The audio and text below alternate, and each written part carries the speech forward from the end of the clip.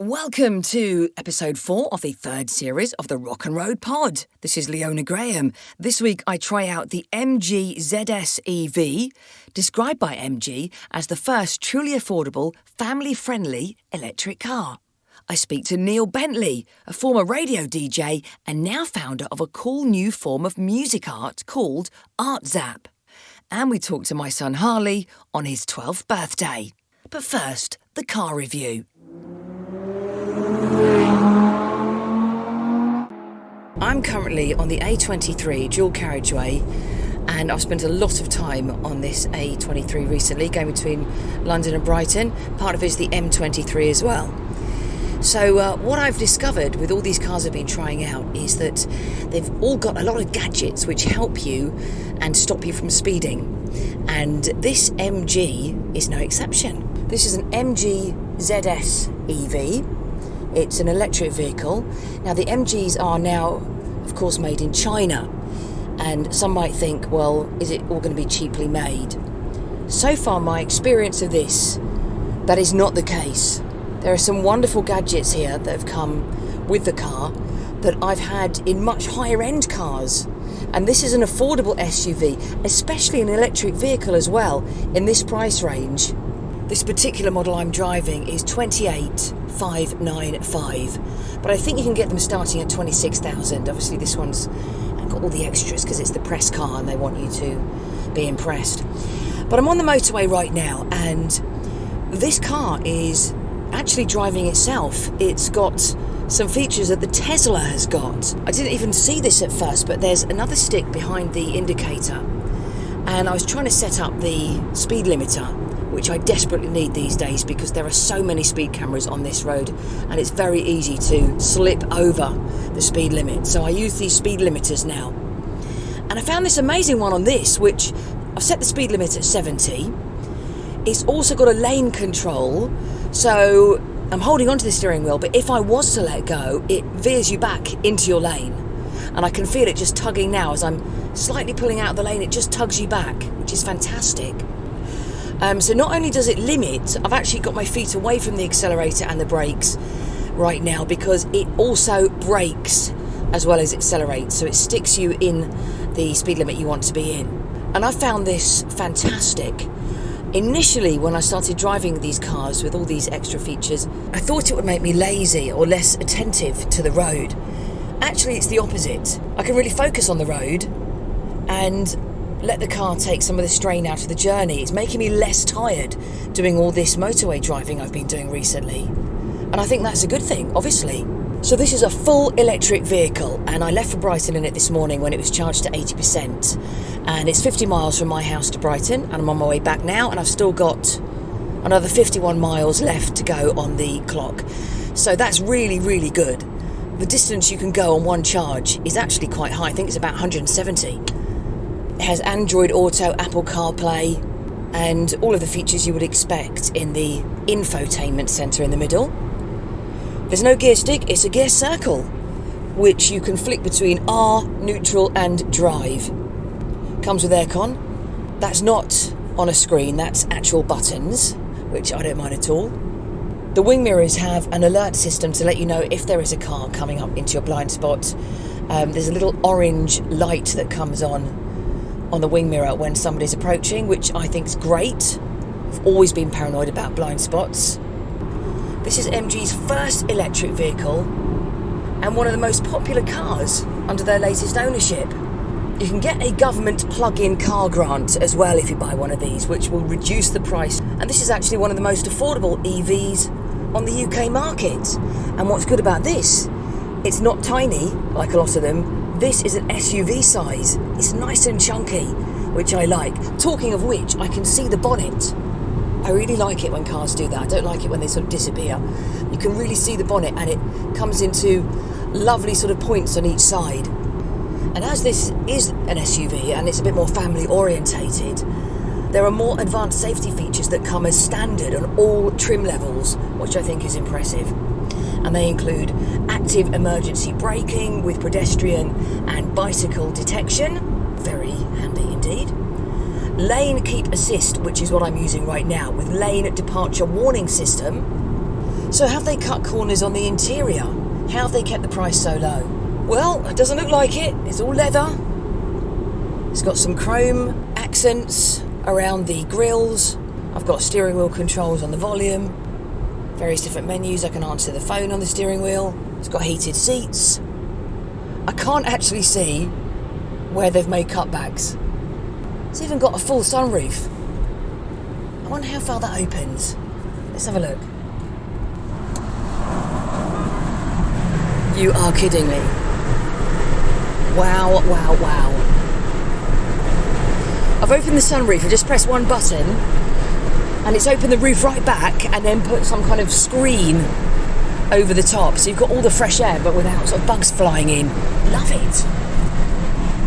It's freaking the dog out though. It's okay, Skylar, sit down. I've closed it now, Skylar, lie down. She didn't like that at all. I'm really impressed with this car. If I was going to go electric, this is certainly one to consider. If you want an SUV, you want to be green, you want to try out an electric car with all the latest gadgets, I highly recommend it. I'm whizzing around some country lanes now and experiencing it from that perspective. And one thing you have to get used to with these electric vehicles is that when you take your foot off the accelerator, as you would do in a petrol car, as you're approaching a corner, the engine still sort of whirs away and you just lose a slight smidgen of acceleration. You take your foot off the accelerator here and it feels like you're dramatically braking because, of course, it runs completely differently. So that takes a bit of getting used to. But this is planted on the road very nicely, gripping very well, taking the corners exceptionally well, not leaning over too much. And because I can see the front corners of the bonnet, I can see if I'm going to fit past, this bit of hedge and that tractor, and it gives me a really good indication of how wide the car is.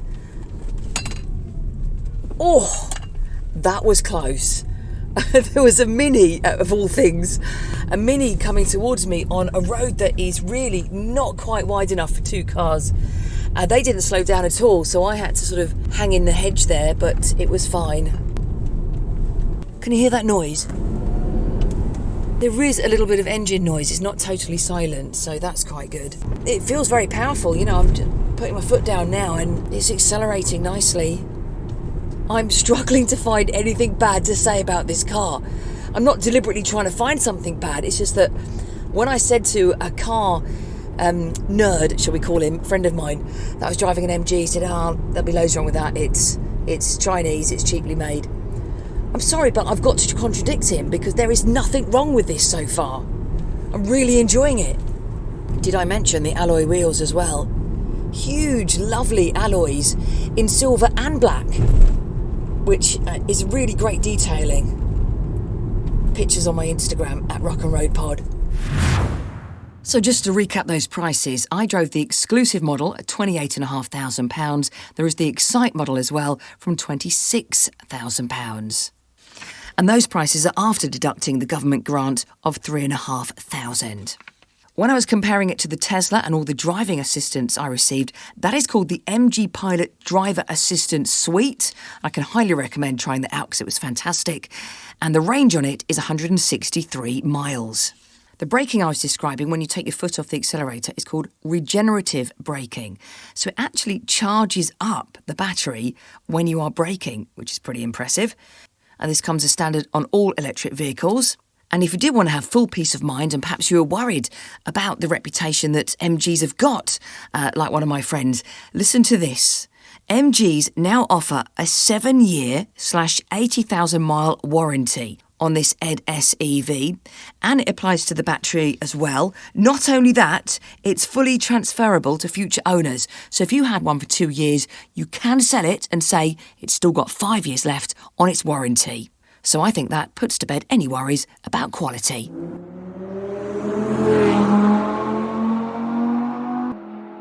Welcome to the podcast, Neil Bentley from Art Zap. Hi, Neil. Hi, Leona. Thank you so much for having me on your podcast. This is really cool. You're very welcome. Now, Neil, you were, of course, a radio DJ for many years. Where would we have heard you? It all kind of started back in 1991. So you would have heard me on Power FM in 91. You would have heard me Horizon Radio in Milton Keynes. Yeah, I'm going through my whole portfolio right now, Leona. Go on, do it. Went to B97 in Bedford, Northants Radio, then up to TFM in Middlesbrough, down to Galaxy 105 in Leeds. I was there for about 6 years. Then to Capital in London, but 1 and 4 in the afternoon I did for a couple of years, and then Heart Drive Time for about 6 years. So, oh wow, Heart Drive Time was the longest one, was it? Actually, I think Galaxy was, to be honest. Galaxy, my love of dance music was, it's a huge passion, especially that at that point in my life, but also continues through now. That was 6.5 years, I think, from about 97, 98 through to about 2003. Wow. And even though I'm a radio DJ, can I just say that you really sound like a radio DJ? Oh, God. No, you sound like a radio DJ, so let's not... We both sound like DJs. Yeah. Let's try and talk normally. I can't. Okay. This is just the way I talk. And me. So funny. Now, Neil, you have started something else. You've moved away from radio. You've got several businesses on the go, but one of them really caught my imagination. It's called Art Zap. Can you tell me about that one? Yeah, of course I can. So, as I was saying, my love of music, especially with house music and stuff, and my love of art wanted to always come together. I was always thinking about a way to bring them together. It was kind of over the past year and a half that with QR codes that people are using now, we could use QR codes in an artistic way in art to be able to point people to music. And it wouldn't cause us any problems with copyright. It wouldn't cause us any problems with any sort of plagiarization or anything like that. So it was something that we just kind of thought up on the spot, to be honest. It started with talking about toilet books. We were like, do you know what we should do? We should do some toilet books. But how are we going to do that? And then it kind of metamorphosized into this kind of art where we then show an artist as like an iconic cassette, but what we do is we dress up that cassette to make it look like the artist. We put the QR code in there, and the clever thing about the QR code is that we created a piece of tech which allows us to update an already printed QR code. So it means that we can schedule where that QR code goes for the viewer. So if you've got something up in your, like you have in your wonderful place in Brighton, if you go down there and you just take your mobile phone, whether it be Android or iOS, and you scan it with your normal camera, QR code readers are now baked into cameras. So you just scan it and it will take you to a link, whether that be Spotify or whether that be Mixcloud, SoundCloud, podcasts, wherever. And the cool thing is that then we can then update that. So we can schedule that to change maybe in 24 hours, maybe in 5 minutes, maybe in 2 weeks. How often do you change them? It depends on different pieces of art, really. So some of them that are more genre specific and not kind of artist specific, we'll look at changing that maybe once a week, maybe once every 2 weeks. If it's something that we're doing kind of like special where we're saying, here's a bit of inspiration from a particular artist every single day, we'll actually update that every day. So someone will come down, see the piece of art, scan it, and it will take them to a different YouTube video, podcast, piece of music every single day. And I know that you're not necessarily going to do that every day, so we wanted to make sure that the art really stood out and was kind of, who really did cool. the art side of it then? Was that you or was that someone else? That's us. So, okay. I'm very lucky to have a wonderful team of artists in some of my other businesses. So, So to sort of summarise what you've got then, because I've got two of these up in the Brighton Rock House Instagram, at Brighton Rock House. And one of them is of Madonna and one of them is David Bowie. And it's basically a cassette tape piece of artwork. And then there's an impression of Bowie or Madonna by an obvious sort of picture of them. So, for example, the Madonna one's got a bit of her 80s hair and the Bowie one's got that kind of zigzag. Correct, yeah. And that's the same for everything. So if we've got Sia, then we do Sia's kind of blonde bob on the top. Or if we do Michael Jackson, then we'll do his curly hair and his gloves. And it's, so something that so you really can represents. recognise who it is. Yes. And then you're drawn into the art. Then you see a QR code. And if they hadn't spoken to you or heard this, you would just go and think, oh, what's that? And then next thing you know, you found the music. In my case, it would be a playlist of Madonna or a playlist of Bowie. Yeah, absolutely. And I think that it only works really nowadays because I've been playing with QR codes in my head for a few years. And up until 2020, when we were encouraged to use QR codes for track and trace, I don't think QR codes really took off. I think it was a situation where people a lot of people knew what they did, but they were like, well, why do I have to scan it? And most of the phones as well needed a third-party scanner. Yeah. And do you know what I think is really exploded with QR codes is because of the COVID thing, because everywhere you go now, you have to do the QR code to get the menu. Yeah, yeah, you do. And that's the interesting thing, that a lot of these people using those QR codes are just using single-use QR codes. So it might go to a web page which you can update. Sure, that's cool, because that wouldn't really be single-use. But you couldn't divert somebody to another location. So I thought that was quite a cool thing to do if we could create it. And we got a digital team in-house, so while they had some, spare time, we actually created that system. So that means that I can go in there, create a QR code, and then push it off to wherever it needs to go. Yeah, so where can they buy it? What's the Instagram and what's the website? You can buy it from Etsy. So if you go and search Art Zap Shop on Etsy, you can buy it there. You can buy it via artzap.co, which is our website, so you can buy through Shopify there.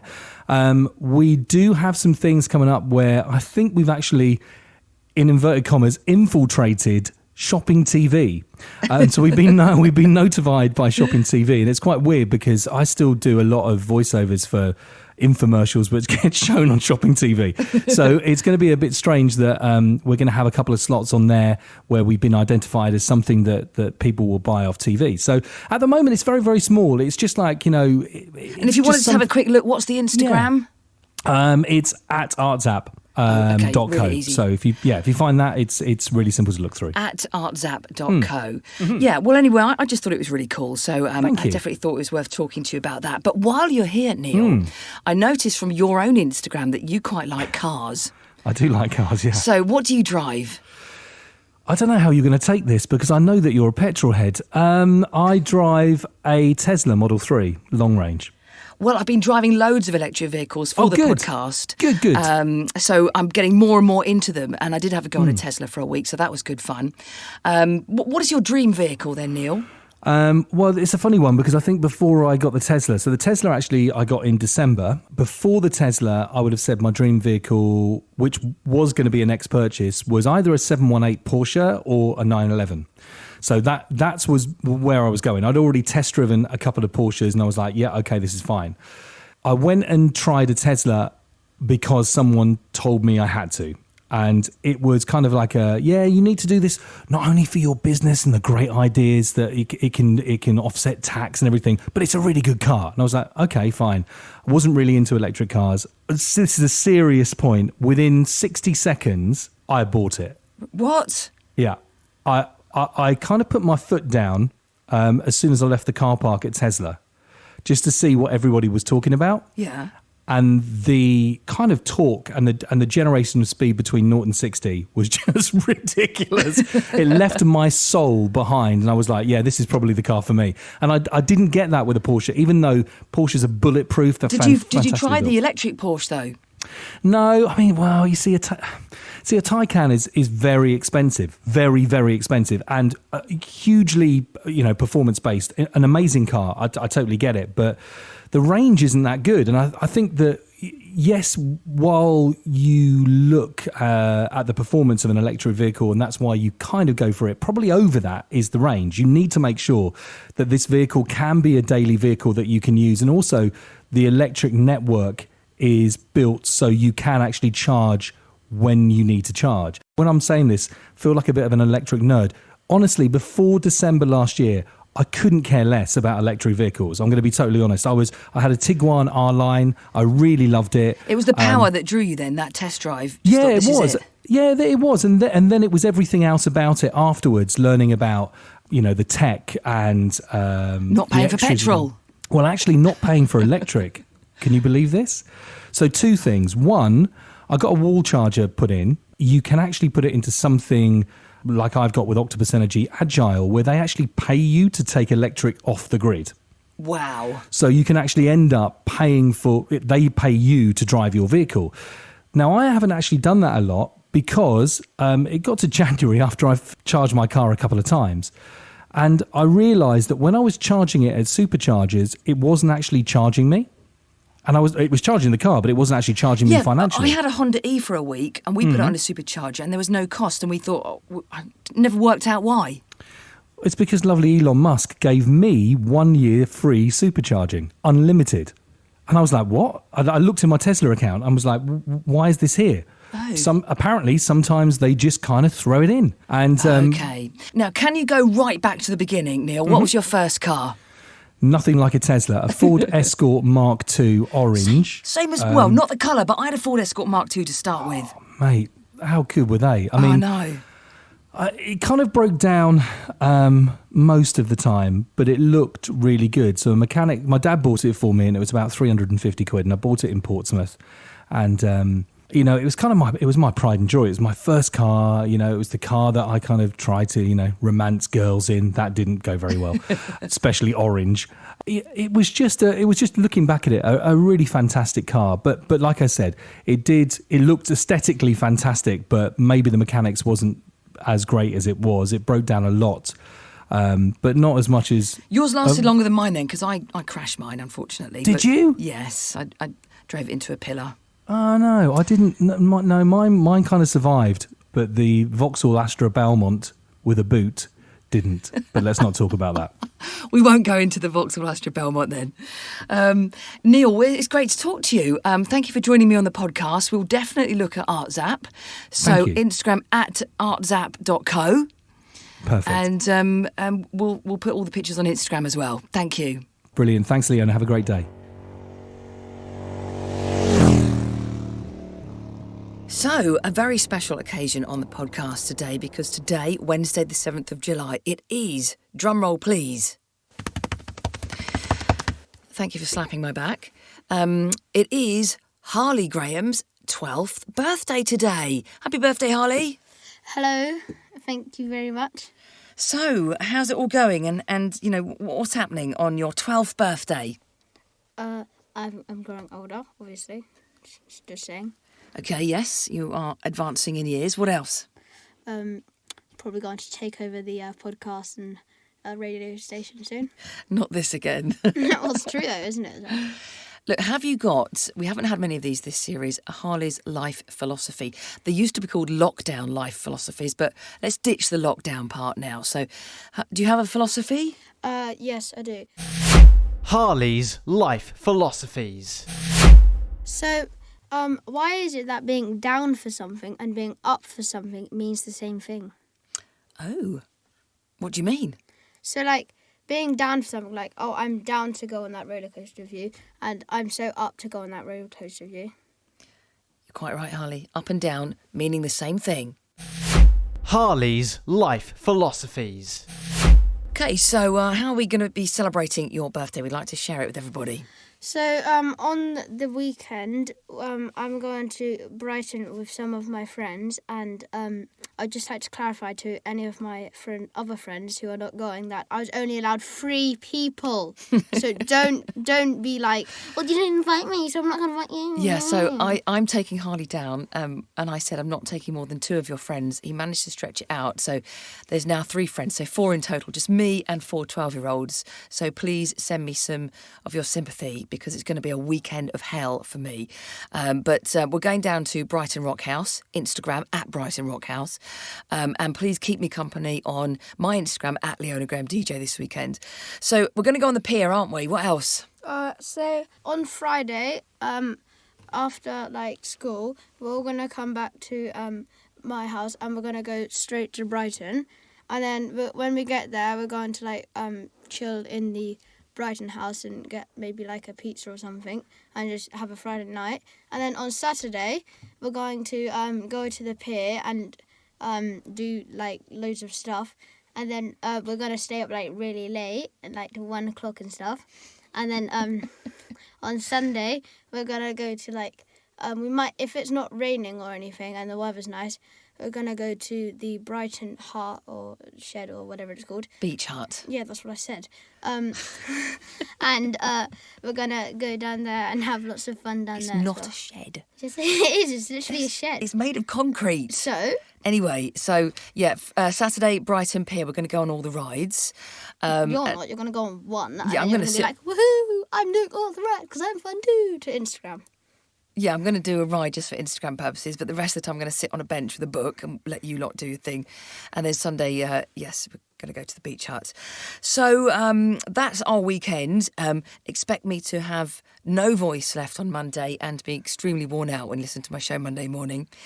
But that's it for this week. It's all about Harley's birthday celebrations, isn't it, Harley? Yeah, it's all about me. So, you guys should be, transferring, money, to me. Maybe if, I gave you my email, you could... I do worry about the size of your ego. No, I do worry about the size of your head. I mean, you should call a doctor or something. I think you need surgery, not going to lie. You're every single podcast, it's just you and your massive ego. I know.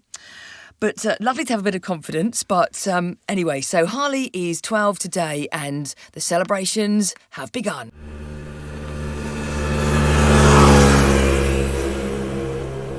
Now, I'd like to recommend a classic album this week, and it's a Van Morrison album called It's Too Late to Stop Now, recorded in the summer of 1973.